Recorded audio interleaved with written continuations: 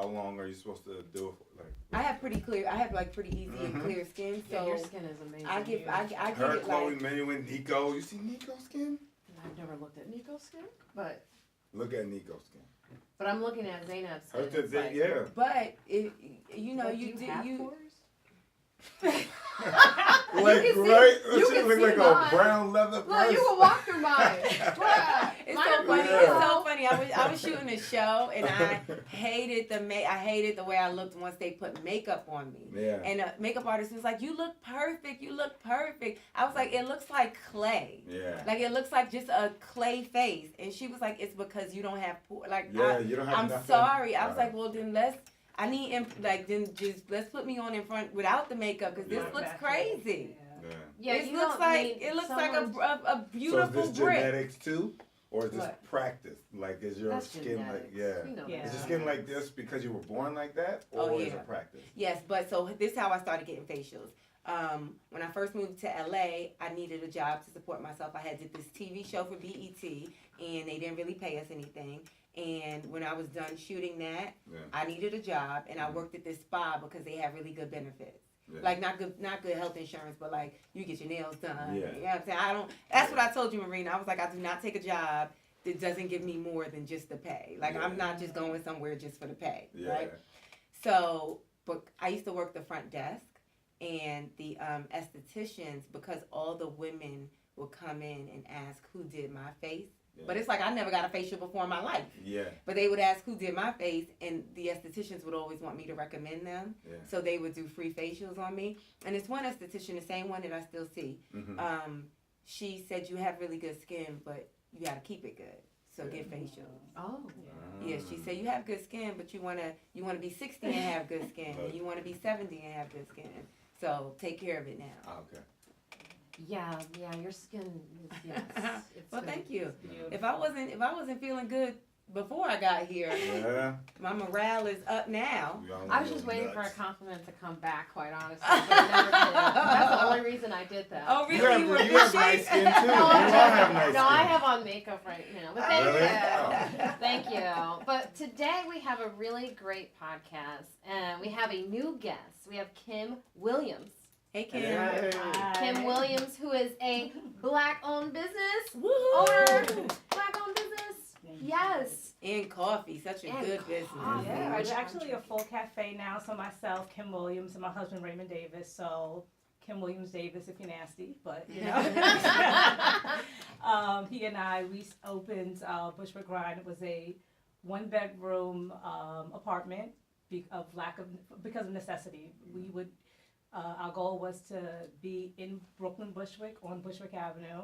But after a year working with one of the infamous retail, like the Corcoran Group, as our realtor, they've been our realtor for like 20 years. You know, retail spaces that would be available, we would show up. All of a sudden, they're not available. Happened a lot. So, Was your Corcoran agent? Was they a person? Were they a person of color? She is a person of color. Okay. She's a VP of the group. She's been with them. She's been, we've owned property in Brooklyn for about 20 years. Okay. We went through the whole squatter phase and all of people stealing ballers from the from the cellar and all that craziness. So she's been with us for a long time. She's a very reputable, have a very good reputation in Brooklyn. So getting access wasn't the issue, and some of it was subtle but not so subtle. But at the end of the day, we were gonna get some space. So we found a location that was the building was supposed to be a mixed-use space. So opportunity where the owner was about to sell the space, and the Department of Building said, well, that's a mixed-use space. You can't have it all residential, so the bottom floor was residential. So we leased it, and we converted it from residential to commercial, and we made it the space that it's in. So we had to start slow. So when we first opened, we were just like coffee and pastries and really modest, and we love the space, we love the environment. It's on a side street, and we're Bushwick Grind, but we're not in Bushwick. It's actually Williamsburg. Oh, okay. I didn't realize It's that. actually Williamsburg. My grandmother, great-grandmother, and mother will tell you all day that's Bushwick. They're all Bushwick girls, but The zip code says it's Williamsburg. But you know what? I grew up in Harlem. I grew up on 113th and 7th Avenue, which was Harlem then. The Now Spanish they're not. Harlem. What's it's it not. called now? Spanish Harlem is on the east side. Oh. Yeah, that's east of Fifth Avenue. This is what But she even corrected you. Spanish. I know. Yeah, She's like, yeah. no, it's not. Yeah, Spanish is on the east side. But now they're calling it like Central Park North. Right. They've moved Harlem, the start of Harlem at 116th Street. And it's just about zoning. And all of that is simply about Of course. the dollar that you get when you're selling it to the unknown Exactly. and pushing out. Exactly. So we were definitely, I don't want to say victims of that, but those was considerations that we had to deal with. Mm-hmm. So our first year, coffee, Third Wave Coffee, we're a specialty coffee. We did a lot of training. I went to Portland, Oregon myself, which is like the epicenter of coffee. They actually consider themselves Little Brooklyn. And there's a huge, coffee education there. We just wanted to make sure that we showed up intelligent in the space, skillful, knowledgeable, and we wanted to be true, to the industry. So after being there for like a year and just perfecting that craft and getting the right people, we started doing like specialty toast and salads and paninis.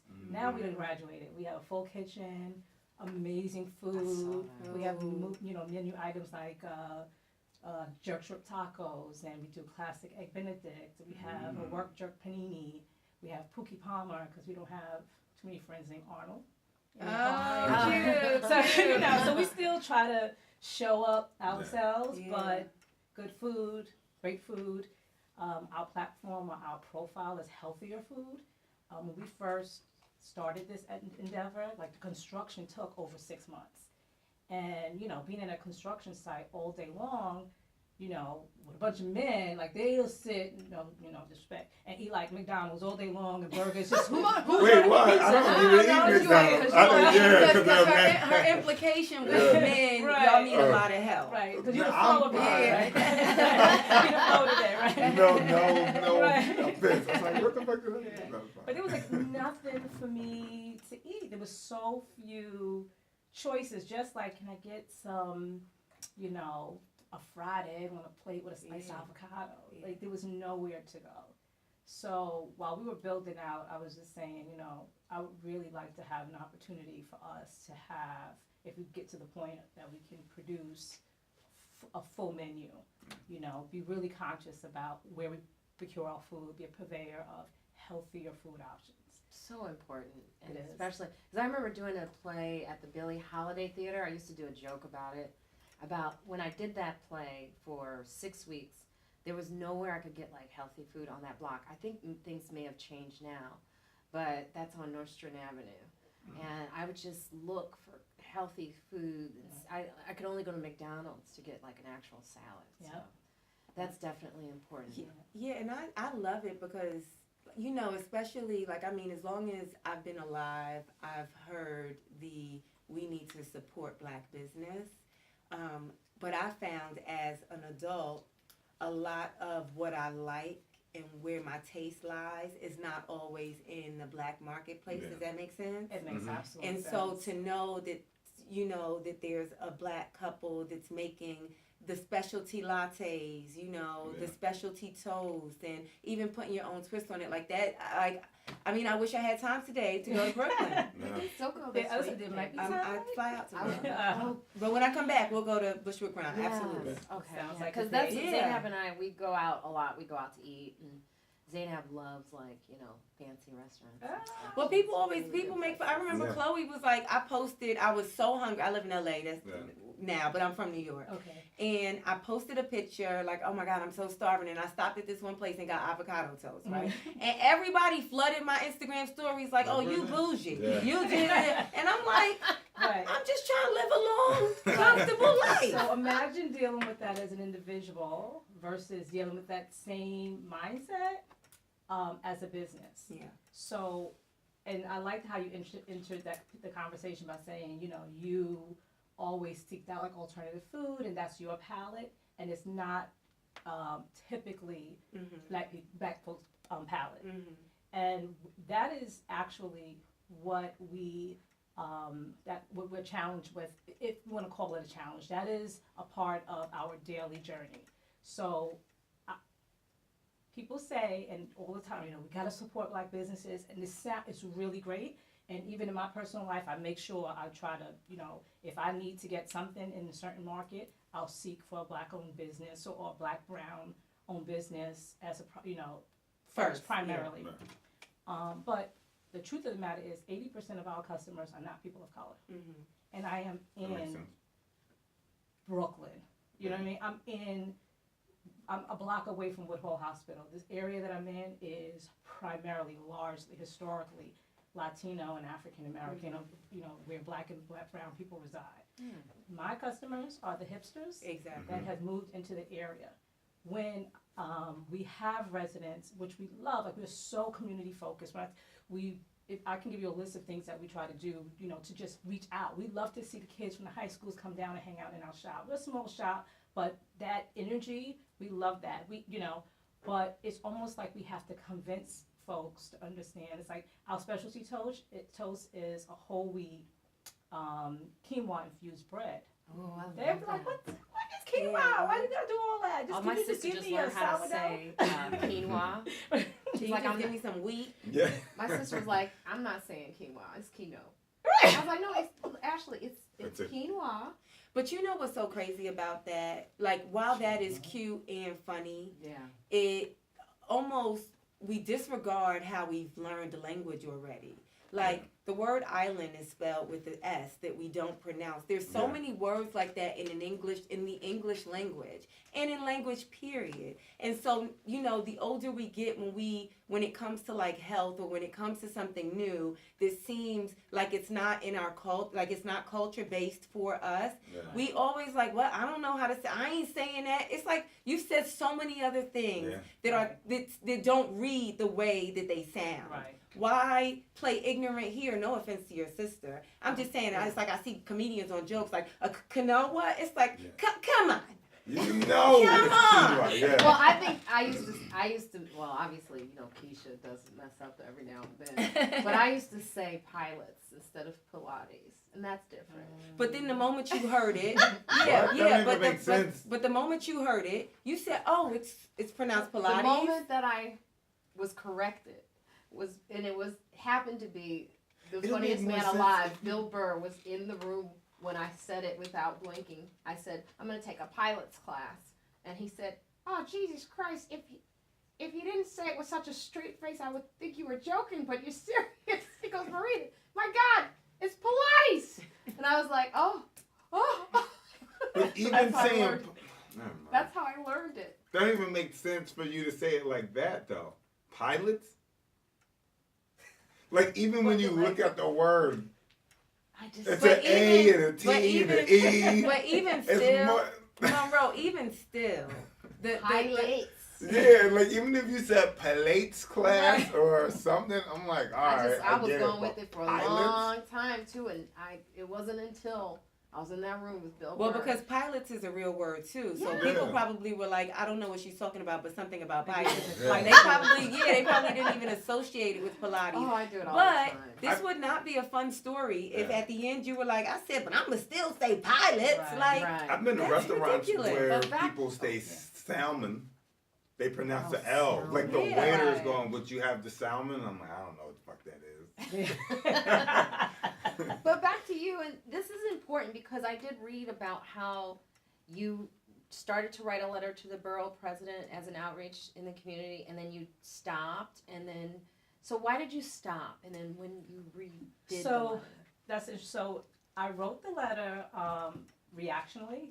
So when we especially when it first opens, on the side streets, we're just trying to get exposure, and I'm a man about my hustle. Like, we will go out, beat the streets, do whatever we want. I don't have to hire teenagers to be my flyer guy. We could be my husband, me, my niece. We're all flyer guys. Mm-hmm. So we set up a beautiful table, had samples out, everything right by the hospital, big like step and repeats. We just was making it really fun and funky and cool, trying to get people over, had music out, and we started to draw a crowd. And what I noticed was the reaction of the natives, and I'm really not salty about this. I'm really not. I'm not bitter. I feel like I have to preempt the conversation by saying it's not that, but it's those things. It just was eye opening for me. So, an older sister, Black woman came up to me and she was like, "Oh, are you that spot right across from McDonald's? And I'm like, yeah. She's like, oh, I pass it every day. I was like, oh, well, why haven't you ever come in? She was like, because I didn't think that place was for us. Oh, wow. And I'm like, you But mean you for think us people? McDonald's is for you? So wait, let me give you one more nugget. It is They loving us. Right. So yeah, it is though. Yeah. right. And then I had another experience, like maybe the day out, and just being on that corner that day. There was that's just one example, but there was a lot of that. There was like, oh, I ain't giving them Jews my money. I'm not gonna, like it was, here we are. We want to be able to invest back in our own community. But there's almost like and if you know where this area is, it's all chain stores. When I tell you a C, it's Popeyes, it's McDonald's, it's Burger King, it's all of that. And, we're trying to show up, invest in our community, and be in the same space. We're a restaurant, we're a cafe. We want to provide food to our community, but we're less received than those big chain stores. And Starbucks was coming. I knew they were, they rented out the old Fat Albert's area, which was a little bit controversial because that was like a flea market that was being pushed out in the not pushed out. They were sold. They were downsized, and the Starbucks and the Chipotle came in to an area. This area, I'm so sorry to cut you off. This area is under the J. J. Yeah.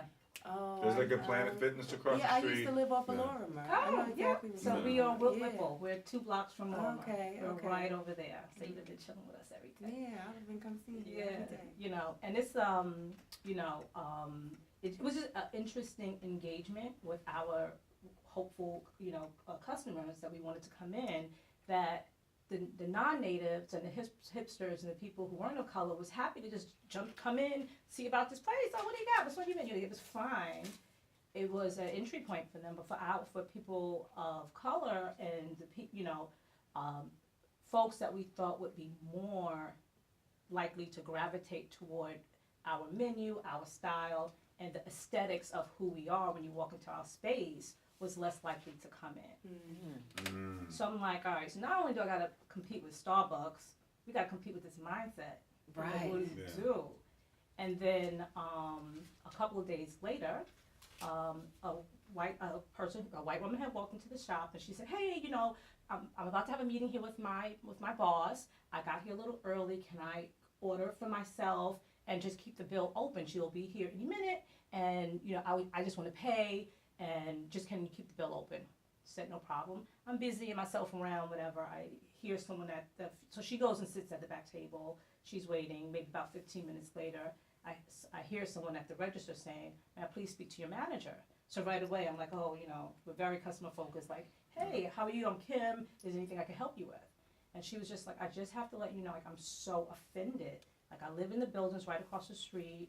I've lived in this I'm like neighborhood. feeling that pain. Right? Oh, God. And she was like, I lived in that building for over 20 years. And I'm so offended that you guys would bring a place like this into my community. You are pandering to white people. You are investing in you are promoting rapid gentrification in my neighborhood. And at the very same time, a block, remember where the diner was in that corner? Mm-hmm. That diner closed. There's a Popeyes here now. The construction was in place. So I'm like, you are offended by this, but you're not offended that they're building yet another big chain fast food restaurant on the corner where there's like banks of schools. Where the kids go after school. We get you after, Mm-hmm. And she was like, I looked at your website before I got here because I wanted to figure out what I wanted to eat once I get here. And the first thing I see is, 2 white people in the window. I'm like, well, no, I'm on the website. Mac is a hell of a drug, but I still look like me. Like I couldn't get what her point, but she was very upset. So at that point, I let her know my husband and myself are the owners. We're trying to do the opposite of what you just expressed. And those white people in the window happen to be very dear friends of ours who got engaged that day, and we shot a picture. And we was trying to, celebrate the moment, not, but there's 120 other pictures up there of so many different type of people.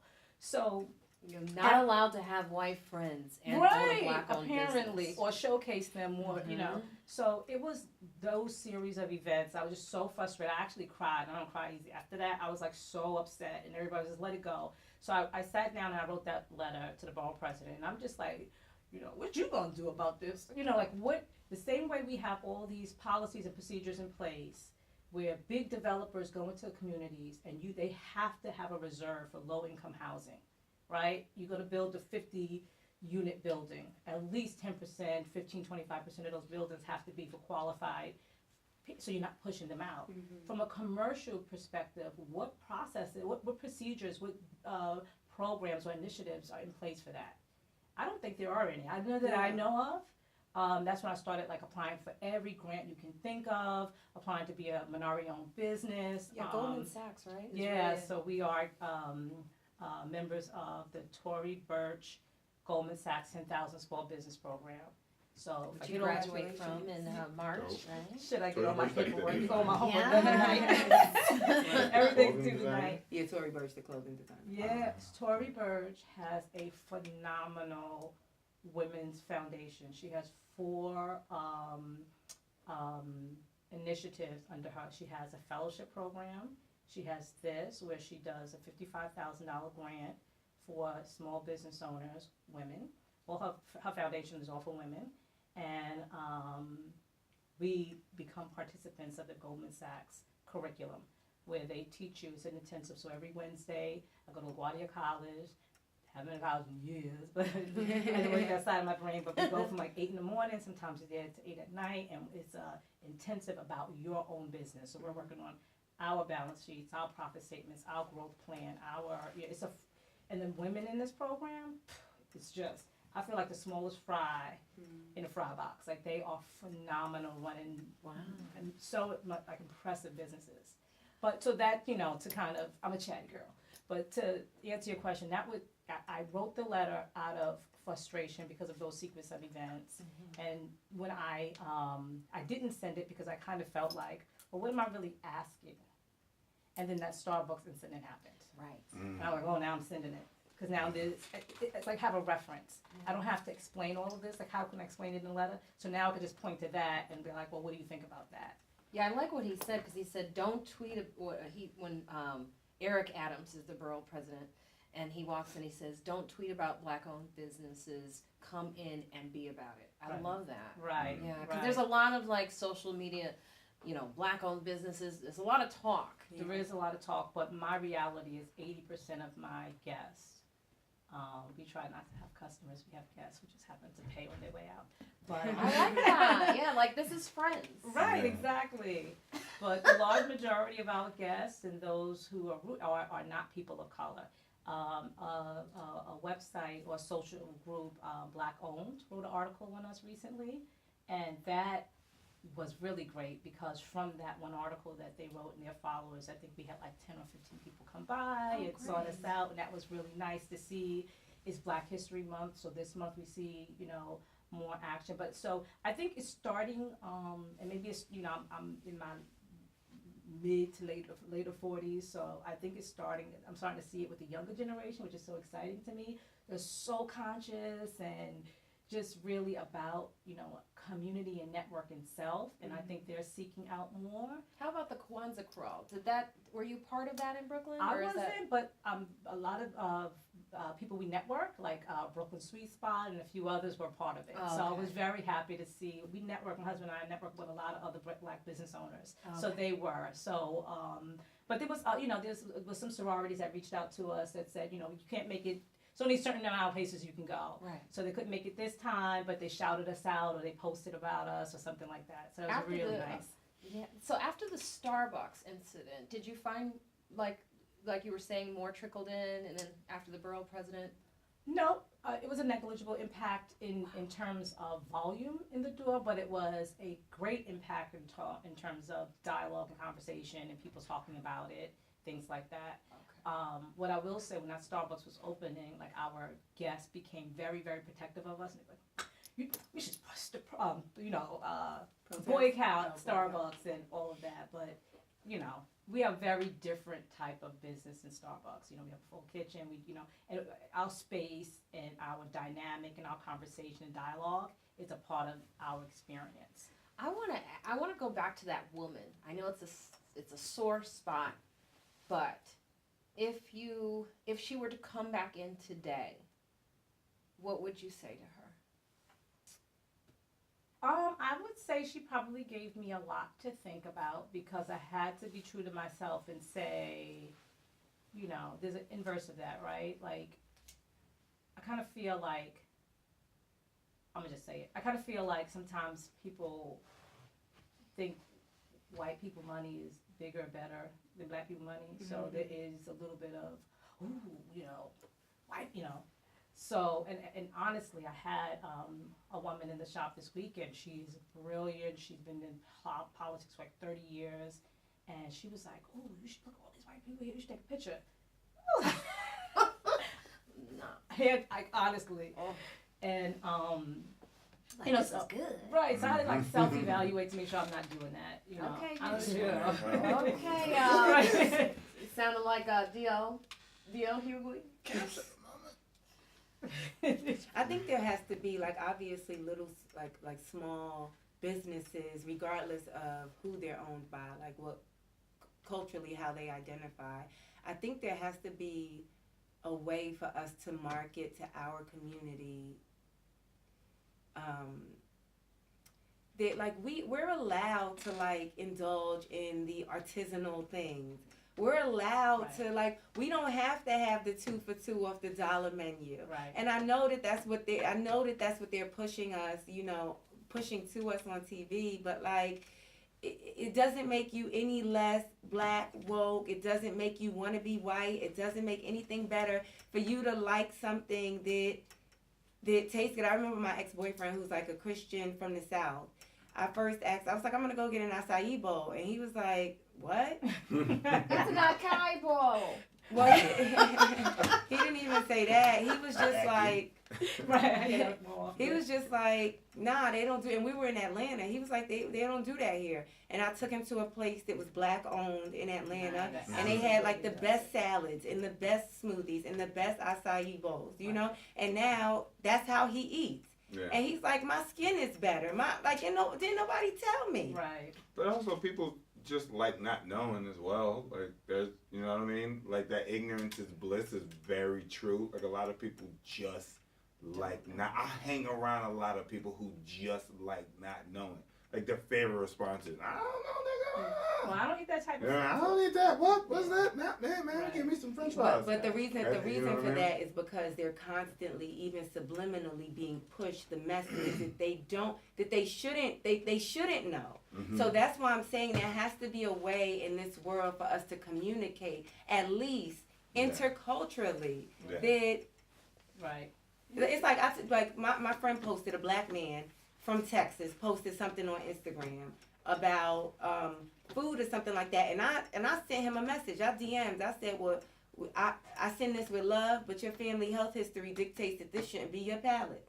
You lost your brother. You lost your father. Or, you know what I'm saying? Yep. And he was offended. Yep. I'll be offended too. Yeah, I saw my thing was on red, but you shouldn't be offended. He should have took that as that's my friend. Yeah. She really loves me. Right. Who ain't nobody else called. This is not cute, and it's a cheap laugh. Well, the jokes, right? The jokes kind of save us too, wasn't it? Was it Chappelle or someone who said as diabetes, sugar is killing us more than gun violence? Yeah, you just tell those as a joke, and I remember when that joke hit, it was almost like a mic drop. Yeah, because everyone was like, "Ooh, it's true." Yeah. I remember when I was 14 or 15 years old, and I came home and I told my parents, I'm not eating red meat anymore. I'm not eating, no eating pork was the thing back then anyway, right? But I was like, I'm not eating, and my father who's a Southern, my parents were from the South.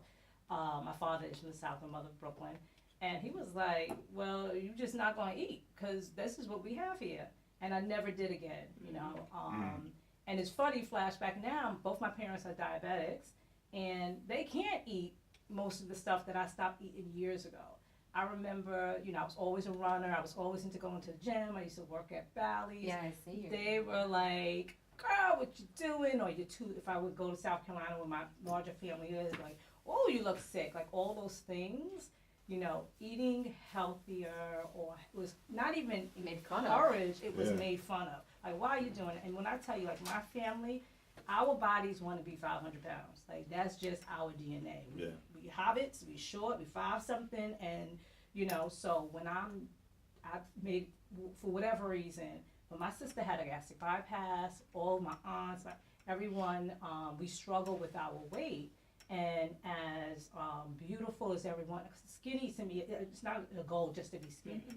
I would like for us to be healthy. Yeah. So now we're at the point, it's like we have a very close family, but everyone now, and my parents in their, 60s, and my aunts and everyone are now starting to make healthy choices and to make healthy. But I was on an island for a really long time where I would go home and it's like, what is that you are eating, Yeah.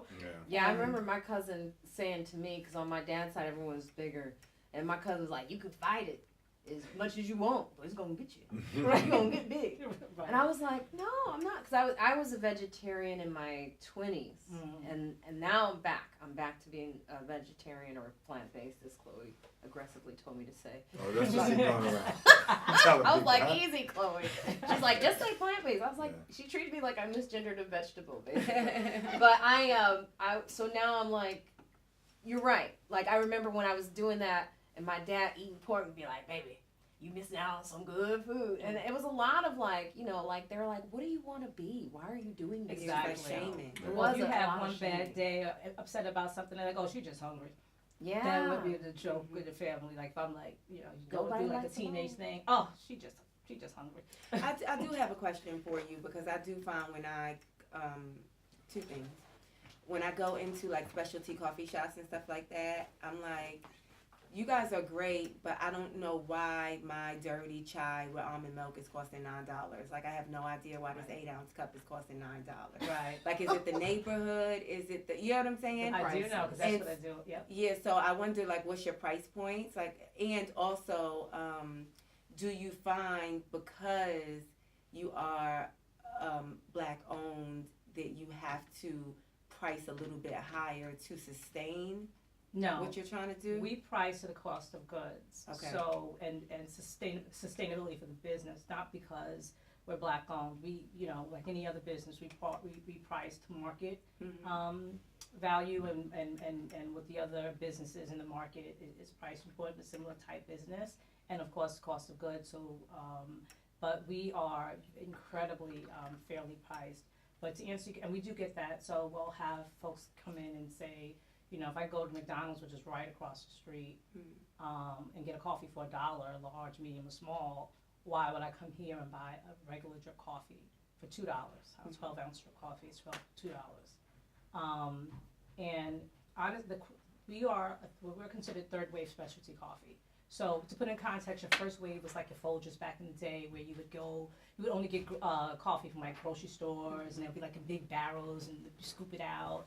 And then Starbucks brought the second wave, and they really commoditized coffee, and they had the whole philosophy of third place and made it a communion style coffee. But the way, and they have their coffees are like usually larger than what's traditionally seen in like Italy and other places.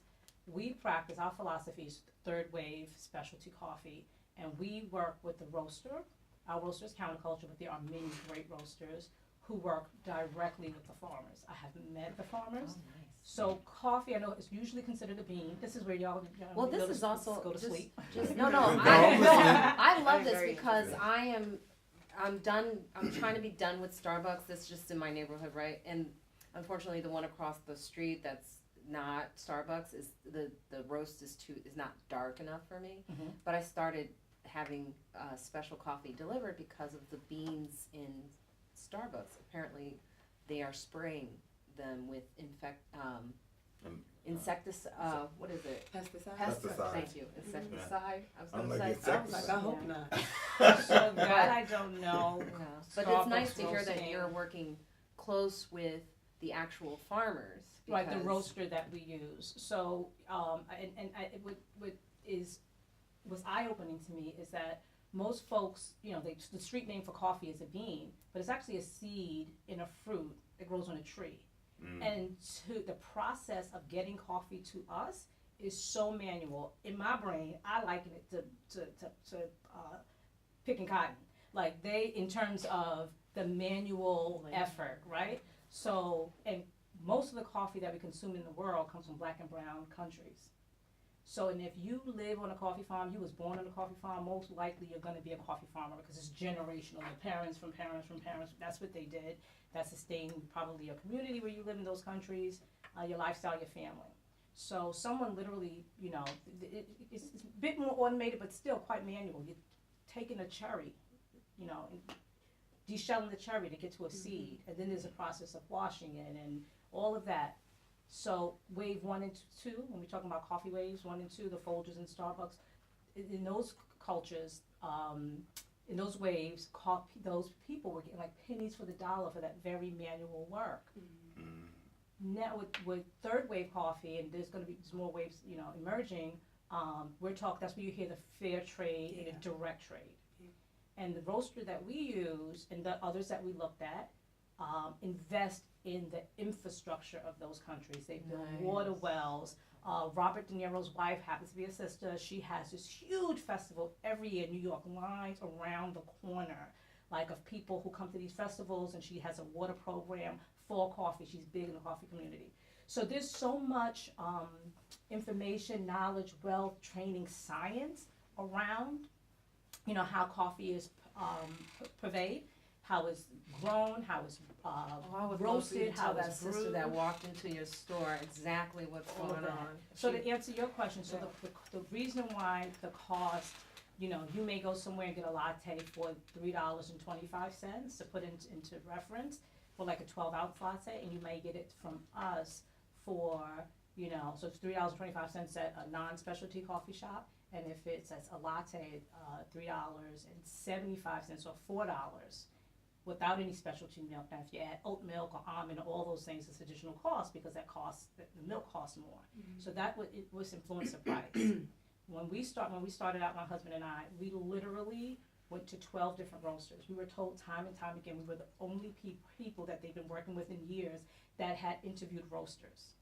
Of the 12 roasters we went to, counterculture, the one we went, they may be different. I'm not bashing any roasters or any other, they were the only one that had a person of color in the back of the house.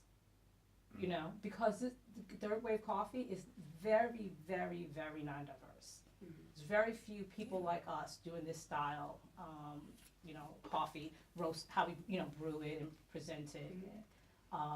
So we was about that all day. And the fact that I actually met one of the farmers, they came to the roastery where we get the training center from where we get we buy our coffee from. And the father was selling dolls that the kids on the coffee farm made to even raise more money. I just love the idea that we can directly impact the folks that we are, almost like a farm to table style. I don't even know why people be going to Starbucks. No shade to Starbucks. Starbucks trash. It's There's just no shade. Look, okay, so I don't want to say I don't want to say Starbucks is trash because I also do think that even in light of the incidences that have happened at Starbucks that have not been racially I'm appropriate. talking about before that. I know Starbucks they also do have programs in place that have helped our community in senses that Starbucks community. Yeah, so I know a lot of young black girls, their first jobs was at Starbucks. So I'm not trying to shit on Starbucks, but I'm just saying it's like when I go and just for me in terms of the experience, because don't get me wrong, I'm not going anywhere I don't like. I don't care what it costs, right? Like I just went around the corner to I'm sure a third wave coffee shop to try and get some coffee before I came here, and I was like, hey, can I get an almond milk latte? He was like, oh, we only do oat milk here. I walked right out. Like I don't like oat milk. That's fine what you do here. I don't like oat milk. Yeah. But it's like when I just watch them prepare my stuff at Starbucks, the way they prepare it, it's lacking love in such a way. I can't drink that drink. Yeah. But then when you go to like a smaller like specialty coffee shop, it's like it'd be a Z, it'd be a heart. Yeah. Sometimes they give me a bear. Yeah. It's like, are you sure? I don't know. It just seems like there's You just need a more. beer in your coffee. I don't need anything. But when I'm about to put something in my body, I need something in your behavior, in the way that you prepare what I'm about to put in my body that makes me trust you. Well, I usually get the beans. I'm a real coffee, like, this is actually not Starbucks, even though it's in the container. No disrespect to you. Take it. But this is from Seattle. Okay. So I Chrissy, who was one of our listeners, she came and I talk about coffee all the time.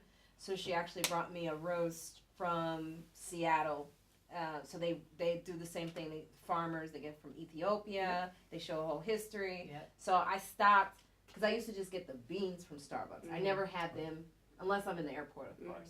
But I never had them give me coffee. I grind my own coffee every morning, because that was the way that it was the freshest. Right. Yeah, that's one thing I'm very serious on. Right. Like, I don't even, I won't, like, do drip coffee. It has to be grounded right that moment. This is really good. Grind and brew right away. Yeah, and it's grind, brew, and consume. Yes, what you're doing. because it's fresh and it's like. Let me ask you the thing about refrigerating coffee beans and not, like, I don't. Yeah, you don't refrigerate. Okay, You want to thank keep you. it in a closed container, right? Depending on the roast date, if it's a very fresh roast date, like let's say you get coffee delivered to you and it says the roast date was yesterday, you probably don't want it today because you can leave it open and let it degas a little bit. Okay. But if it has a roast date that's maybe like 3-5 days or older, you want to keep it contained, sealed, but not refrigerated. Okay. But I did want to address the Starbucks thing, because I will say, like, Starbucks really has done a lot. To your point, like, I appreciate it. You said, like, there's a lot of sisters and brothers out there who've gotten tuition reimbursement and management programs. And that Starbucks that moved in a block away from us, they actually ordered from a catering order for us for their first meeting with all their students. Not only because that's a Starbucks community, and which means they have to employ people in the community. I think there's 3 of them in New York, one on Jamaica, like Sufton and Jamaica Avenue, this one and maybe one other. They have training facilities where they train people to go back to work. And Starbucks have one of the better health insurance health plans and insurance, stuff like that. I'm just not a fan of, like, employee mass produced proposition. stuff. Like, I don't fuck with McDonald's and all that stuff. Right, so you know that's what what I was gonna say. So that's the attitude about boutique versus big box. Yeah. So you can go across the board. You want to go to Sears, you want to go to that local hardware store around the corner. So that's just, I prefer always smaller boutique. Someone, because I always got a lot of questions. Someone I can come to, and you're not gonna be in a rush, and I can ask you a lot of questions. But in terms of Starbucks, and when we catered to that order, almost all the executive team who was opening that store was people of color. So, and there's no way Starbucks, being the mega company that they are, have not contributed to the farmers that they're getting their coffee from. So, and our coffee industry in this country wouldn't be what it is. People wouldn't know what people would be drinking like lattes. espresso. Wasn't nobody drinking Wasn't for Starbucks. So they've done a lot. And then now when I Wasn't train, nobody drinking that. Like, no one knew what Latte, flat or white how do you was. say exactly. Or Right. flat white. Right. Everybody's drinking them late. Exactly. Those late. So she would say, I never said late. but you would. But I actually knew of the latte. Kim, I do have one more question. I'm Sure. so sorry. I That's know okay. this is Marina's question. Yeah. Well, no, it's good that you're asking these questions, because at some point, though, I want to get to the Amazon deal and what you thought about that. But go ahead. Okay. I just want to know if your baked goods, do you guys bake them in house? Like all your food, do you bake it? Do you cook it in house or do you outsource? Yeah, so we're 500 square feet in our space. Yeah, Like I that's said, a tough you know, question. Right now, it's gonna be there. yeah, I know. We don't. This is where I spend my life Exactly. in these places. We don't in-house bake, but we make sure we get everything locally. So, like, most of our pastries come from the famous Roberta Pizza. Who knew? Pizza Shop also does croissants, amazing croissants. So we get a delivery every morning. They have a key-style shop. The delivery guys just come in. They drop off their croissants. We, use what we bought that day. They either sell or get discarded, or we, take them to someone that need them. But everyone, like Good Batch, which is an all vegan pastry, who's doing great business. They started off really small. Now they're Whole Foods. Our food we cook. Everything, like we make our own house-made sauces. Our hot sauce is ridiculous. Our, aioli, all of our food it's our own ingredients. But we don't have ovens, and we don't have the infrastructure for ovens. So we want to expand, we want to move, we're doing some things. You and I will be there. Yeah, Right. we definitely. We'll We bring cannot Keith. wait. We're We bringing cannot wait. Keith with us. Let's not bring him. I do want to ask you though about Amazon because I feel like in some way you must have an opinion about this with the Amazon saying no to New York. You know, the Amazon has pulled out of their plans to build a campus in Long Island City, and this decision has led to debates on whether or not it was best for the city. Some are upset that Amazon won't be able to bring in more jobs. Soon Kim, a 60-year-old local businesswoman said, Sue Kim, sorry, a 60-year-old local businesswoman. I don't have my reading glasses. I'm sorry. And it's a little blurry. 2 or 3 times a week, young people come in and ask me if I have any jobs. Ms. Kim said, I can't afford to pay for any jobs. Amazon added, would have created jobs for young people. While this is a common argument, others also believe that Amazon's arrival would only increase the gentrification that had already taken hold there and help drive out working class residents. So this is for everyone to discuss, obviously. But So where I go to school for the Tory Burch program is in Long Island City, in that area where they would have been coming, and there's so much construction there. And my fellow students, we were talking about it just a couple weeks ago before the pullout, and some folks local to the area were saying, this is going to be a completely different place right after Amazon. Like, you won't be able to live. Buildings that they're building are just gorgeous. Who's going to live in them? You know, a lot of the industry that's coming, the cafes and the shops and the restaurants, again, who would occupy them? So there was that concern of mass gentrification, and haven't seen that where we own our building in Bushwick, and now haven't seen that where we have the shop in Williamsburg. It is impactful for the locals. So I think, like everything else, there's 2 perspectives. It would have brought jobs, for sure. You know, I don't know the details, but there were, you know, operations or incentives in place where the natives had priority to the jobs. That would have been great, but we don't know that they were. And from what I understand, the tax breaks that the company would have gotten, you know, would have been so beneficial to the company that folks who live there and own and operate wouldn't have gotten those same yeah, it benefits, didn't of seem like course. they wanted to continue the conversation. Just seems like they were like, oh, well, you don't want to mess with us? Then fuck it. But don't they already have something similar in Brooklyn? How's that area doing? Like, don't they have something like near Red Hook area? Amazon? Yeah. Like, this isn't their first facility in New York. This would have just been the biggest one they had. Right, because it was going to be one of Yeah. their headquarters, right? Yeah. I don't know about the one. Because we have the Amazon drone thing here, and it only can go so far, and I think it only expands to Brooklyn. It doesn't go to Queens and stuff like that. But did that bring jobs to those people? But nobody can get to Red Hook. Yeah. I don't know. Red Hook. Someone was That's doing a the- joke about how Red Hook is not what it used to be. Red Hook is still desolate. It's Oh, scary. it is? It's changing. Yeah, hell yeah. That shit. A lot Yeah. of coffee roasters are there, not to keep bringing it back to coffee, but Yeah. yeah, I don't know. Fairway's there now. Mm. Mm. It's been there. I don't know about that one. That's a good one.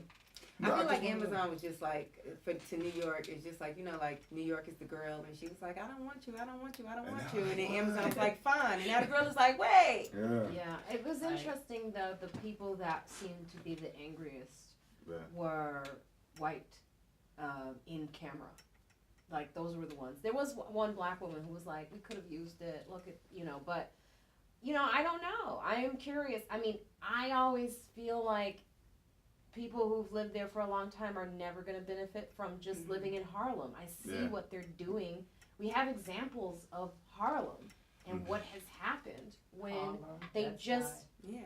and you think about the fact that Trump is president and how he doesn't take care of the cities that didn't vote for him. Yeah. So I don't feel like we have anyone looking out for the small person in New York City. So I just feel like a big corporation like that would have still taken care of themselves. I don't feel like the little Absolutely. person. The reason Long Island City looks like that is because of Chase, right? Because they came in and built all those places for their employees to live, and then they kind of just moved out, and now they left all these gigantic high rises that people can't afford to live in. Right, So Yeah. same thing would have happened. right. Yeah. And then from the perspective of, okay, well, if they came and we got jobs, if we're just getting just jobs, so we don't get investment, we don't get the fixed assets, we don't get the capital, we don't get the, that's where the change has to be. To your point, seeing it happen in Harlem and Fort Greene and Bed-Stuy and now Bushwick and so many other places, not just in New York, all over the country. California, there's so many areas that were historically black and brown people. But because we don't own the land, we're not buying out the block. That there's a whole movement of buy the block, and we're not doing that. And folks are coming in, and we are somewhat being pushed out at some point. So I'm not saying like there was a movement of that against against Amazon, because I feel like I wasn't really hearing that piece of it. But we have to wake up and be conscious about that. You know, my great-grandmother, grandmother, and mother lived in a town that they would not recognize right now. Necessarily. You know when I what first mean? moved to Harlem, now Zainab, you grew up in Harlem, but when I first moved there, I didn't even want to be on my block. To be honest, I was probably one of the gentrificationers because I was from the suburbs of Chicago. So for me, just seeing that block, I'm on Frederick Douglass, you know, somewhere between 116th and 117th. I don't want them to. So many rats over there. Rats, there's still rats, by the way. But I mean, Yeah, like when I used to come home from school, I would get off at the C train on 116th Street, and I used to have to walk in the street like on the double yellow line, because the rats would just be so big, jumping like that they would overtake. in those garbage Yeah, bags. those exactly. You have And to then walk in the street. The crack epidemic. Yeah, I would come out of my house and see crackheads I was dodging them. It used to be like, I think Godfrey did a joke about it. It was like a Thriller video. But it was real. Yeah. And I was not used to seeing that. And I was like, what is going on with this? And finding a good grocery store was just, like, I would try to go up to Columbia, but I gave up. That hill is so much work. To climb that hill just to get nice produce was painful. And I just, it was like, almost like, is this hill strategically keeping black people down? You know, but it was just sad. Yeah. And to see the open lots that was across from me used to just be there for years, like years just sitting there. And then all of a sudden, they start building. And I'm just like, I don't know stuff. So I'm just like, why now? Right. Why didn't they do it before? So I look at this with Amazon and I go, this is such a good opportunity for people to go, let's build this community up before the big corporation comes in. And Why own it don't and we do invest that? it. Now those employees are going to come to your shop. They're creating a business for you. So if you own a spit of land anywhere over there, own a home, whatever it is, turn it into something so that if they build that Amazon, they will come. You have built-in customer, you have built-in commerce. Also, too, you know, you can't just argue job. It has to be job, asterisk wage. It has to be career. Right. But it has. There's so many big companies, i.e., Amazon, Walmart, that are providing jobs in places, but not providing living wages. Yeah. You know, especially New York is a very expensive place to live in. Now, even in some of what were considered the worst neighborhoods are really expensive. So, I mean, that's part of the conversation that I think nobody sort of got into the specificities of, the specifics of it. Like, I work at Amazon, but I can't live in this neighborhood. Yeah, exactly. Yeah, I noticed Yeah. that. A lot of people were focusing on the job portion, but it's like, is this a career? Or are you going to get some incentive to, like, put your kids through college and all that stuff? Absolutely. But that answer would have been no, because it would have just been, like, people assumed that they were bringing, like, what they have in Silicon Valley over here, and it's not. It was just more shipping and selling and shipping and selling.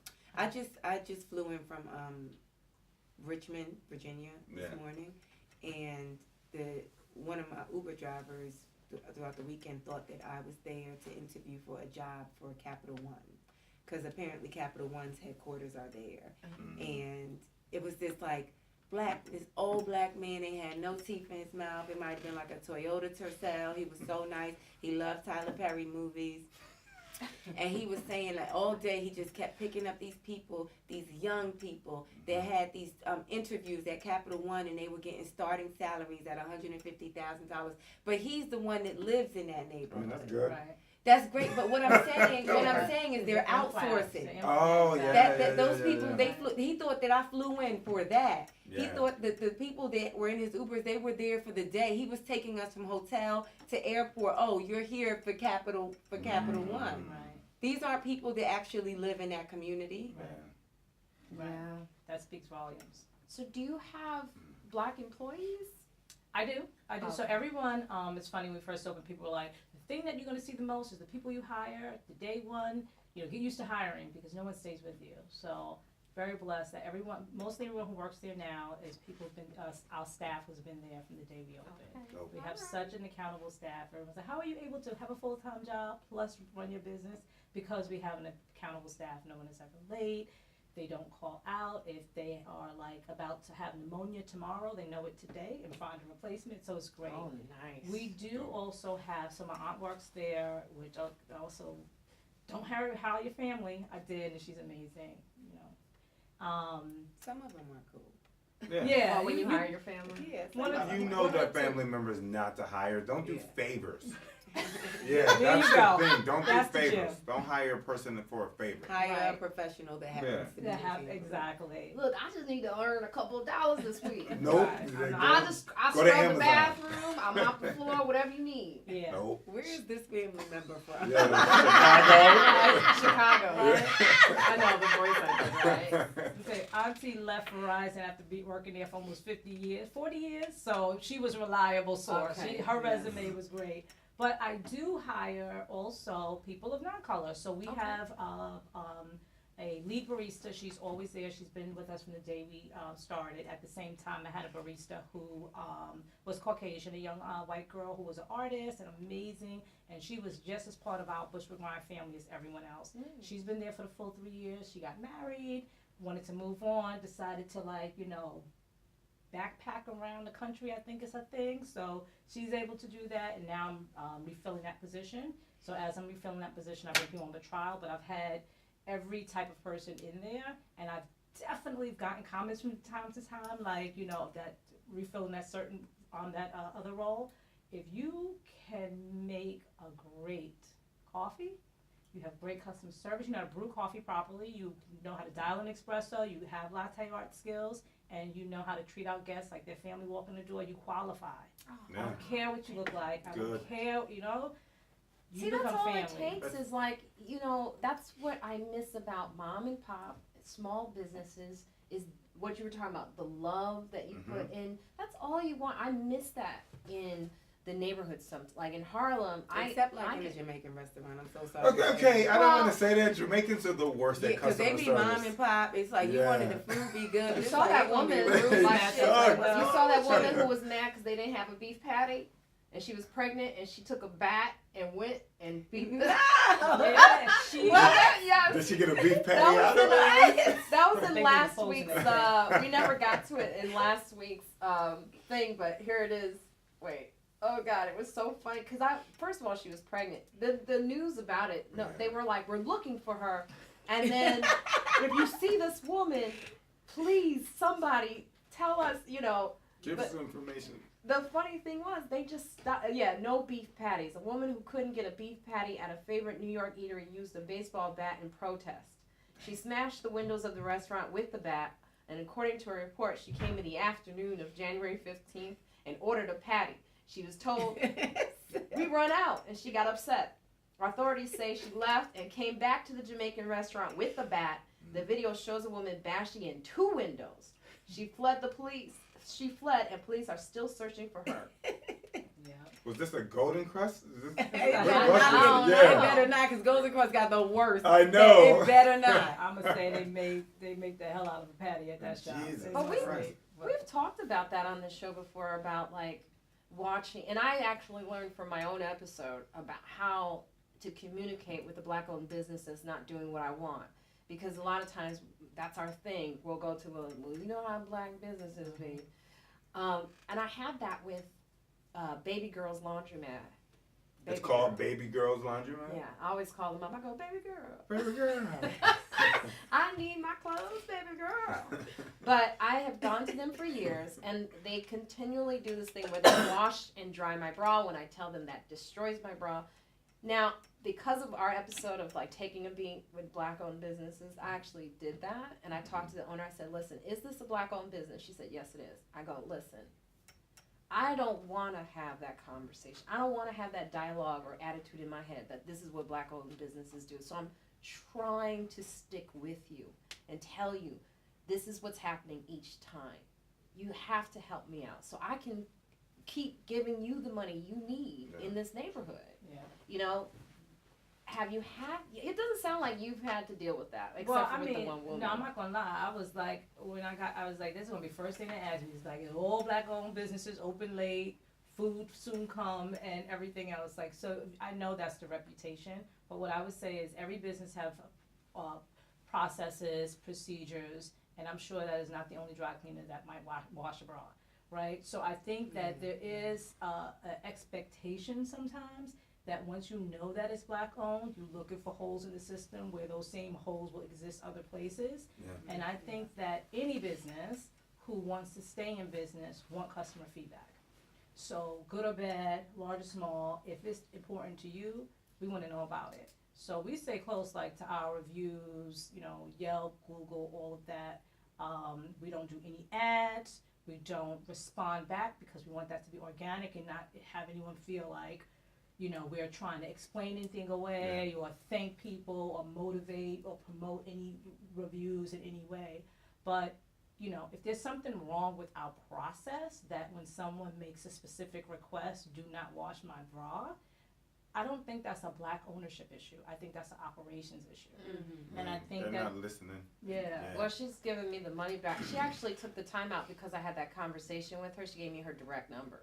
Okay. But you know what it does, I mean, that does go into, I guess the saying, you know, if you're black, you gotta work twice as hard. So while that is an operational business, because, you know, because there's so many other options, and because, I mean, I don't know what it is. You want to give the chance, but if it's happening multiple times, Right. you kind of, it's like, well, you do have to, unfortunately, this is just our plight in this world. Right. You know, you gotta work twice as hard Right. to make sure that these things are happening. I mean, that sucks. Yeah, I think that exists. You do have to, like, we got the doubles for everything, all our journeys in life, right? Even on my full-time job, I've been Weight Watchers for 20 years. You know, I was 24 years old, and they're only one of a few black women working in tech. So I've had that doubles mentality. Like, I think we all have. Do everything twice as good, be twice as early, be twice as, you know, functional, all those other things. And as a business owner, black-owned business owners, I think we all do feel that way. Not speaking for them all, but I think there is that expectation, and it's certainly that expectation when people walk in the door. You know, they expect for you they expect for you to have attitudes, especially, I think, when it comes to seeing black women. You see a black woman behind the counter,